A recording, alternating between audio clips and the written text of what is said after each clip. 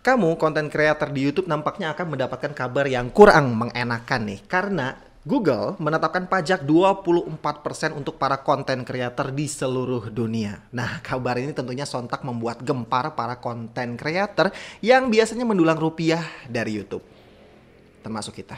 Dan rencananya kebijakan ini akan dimulai pada pertengahan tahun ini. Nah, dalam email yang dikirimkan oleh Google ini disebutkan bahwa pihak Google ini diwajibkan untuk memotong pajak dalam negerinya yang digunakan untuk membayar konten kreator di luar dari Amerika Serikat. Dan itu dituntut pada pertengahan tahun ini dan paling lambat itu pada Juni 2021.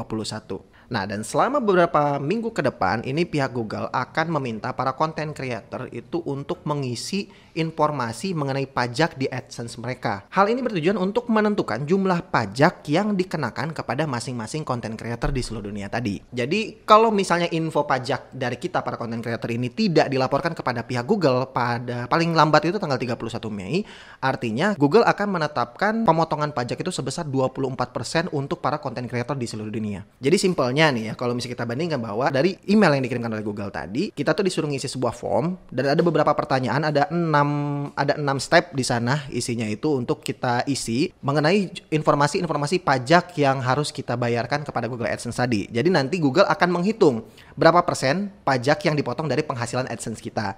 Nah, kalau misalnya kita para content creator tidak mengirimkan informasi tersebut, tidak mengirimkan form yang diminta oleh Google tadi, maka penetapan pemotongan pajaknya adalah 24% untuk para content creator. Jadi kalau misalnya kamu tidak mau rugi-rugi banget, sebetulnya ya isi dulu form tersebut ya kawan-kawan, karena itu akan menentukan berapa jumlah pemotongan pajak penghasilan kamu dari AdSense Google kamu.